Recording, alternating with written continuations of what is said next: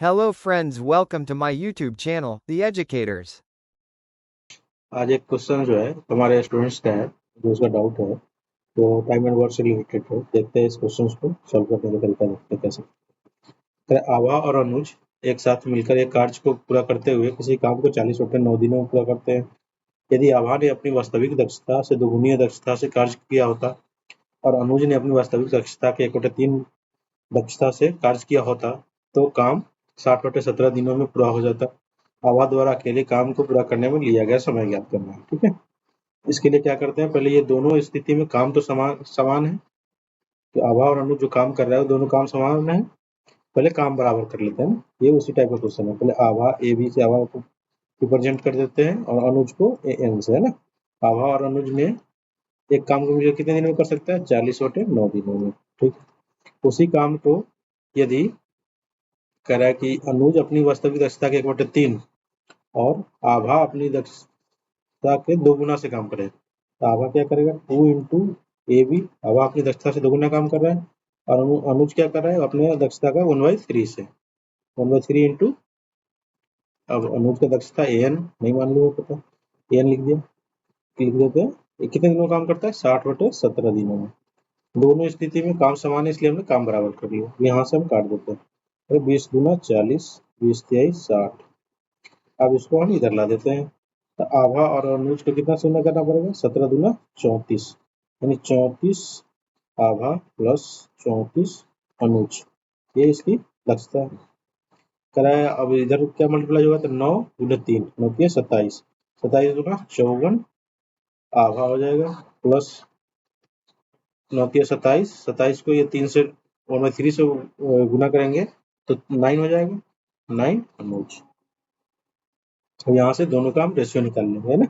आभा और अनुज के तो क्या हो जाएगा, 34 और 54, आभा को इस साइड ले आते थे तो 20 आभा हो गया और अनुज कितना हो जाएगा, 34 में से हो गया 25 अनुज,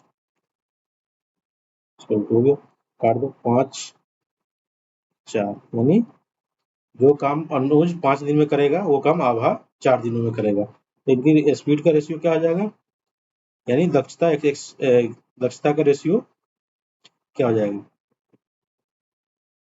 काम करने की एबिलिटी हो जाएगा, इसके हो जाएगा 4 पंचे 20, 5 से हो जाएगा 4 का रेशियो, इसका 5, यानी इसकी एबिलिटी है एक दिन में 4 काम करेगा, ये 5 काम करेगा। अब यहाँ से हम क्वेश्चन क्या कह रहा है देख लेते हैं। आभा द्वारा अकेले काम करने में पूरा कितना दिन समय लिया जाता है, तो हम यहाँ से दोनों का स्पीड निकल गया, तो पहले पूरा काम निकालते हैं ना। तो आभा और अनुज मिलकर कितने दिन में काम कर रहा था, 40/9 दिन में। तो टोटल वर्क क्या होगा, टी डब्ल्यू क्या होगा, टोटल वर्क 40/9 गुने आभा और अनुज का स्पीड 9, काट दिया, यानी 40 काम हो गए। और इसी काम को किसके द्वारा करना है, आभा के द्वारा, और आभा का स्पीड कितनी है 5, तो आभा द्वारा कितना टाइम लगेगा, 40/5, यानी 8 डेज। ये हमारा एक क्वेश्चन सॉल्व हो गया। अब एक और नेक्स्ट क्वेश्चन है, वो भी क्वेरी है किसी और स्टूडेंट्स का, वो भी टाइम एंड वर्क से रिलेटेड ये क्वेश्चन है। देखते हैं क्या है क्वेश्चन। ए एक निश्चित कार्य को बी और सी द्वारा मिलकर किए गए दिनों की तुलना में 2/4 गुना अधिक दिनों में पूरा कर सकता है। यानी ए जो टाइम ले रहा है वो बी और सी के 2/4 गुना अधिक ले रहा है, यानी बी और सी के स्पीड का इसका 2.4 से डिवाइड कर देंगे। इतना कम स्पीड होगा ये कि ए की स्पीड क्या होगी, बी और सी के जो स्पीड होगा उसका 2.4 से डिवाइड कर देंगे, तो एक ही स्पीड होगी। कह रहा है कि उसी कार्य को ए और बी मिलकर 27 दिनों में और सी 75 दिनों में करता है। उसी कार्य को ए और बी मिलकर 27 दिनों में और सी उसी कार्य को 75 दिनों में करता है। तो यहाँ से हम पहले इसको टोटल वर्क निकाल लेते हैं, इसका एलसीएम निकालेंगे टोटल वर्क निकालने के लिए।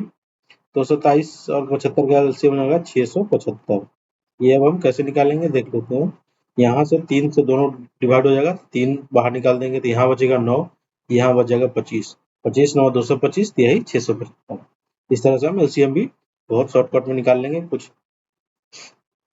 अब जो है हम इसका स्पीड निकालते हैं, ये कितना हो जाएगा, 27 गुने 25 675, इसकी स्पीड 25 हो गई, 75 नामा 625, यानी ए प्लस बी प्लस सी का स्पीड कितनी हो गई, ए प्लस बी प्लस सी का स्पीड 75 25 और 9 34 हो गई।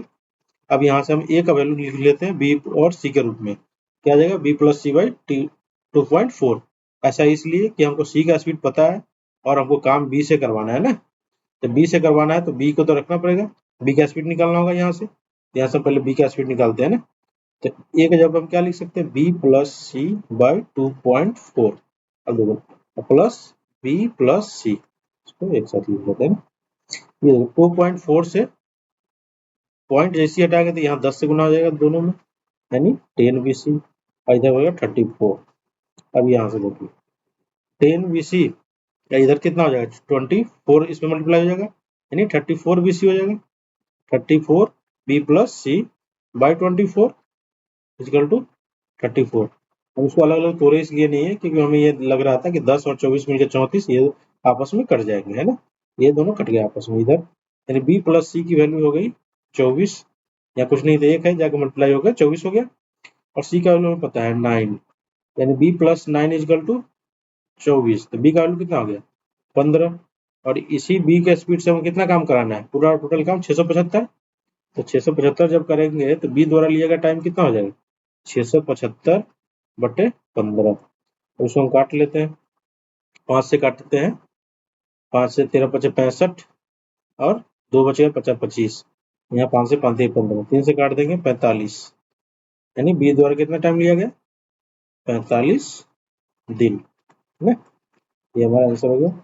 इस तरह हम बहुत ही आसानी से ये क्वेश्चन सॉल्व कर लिए हैं।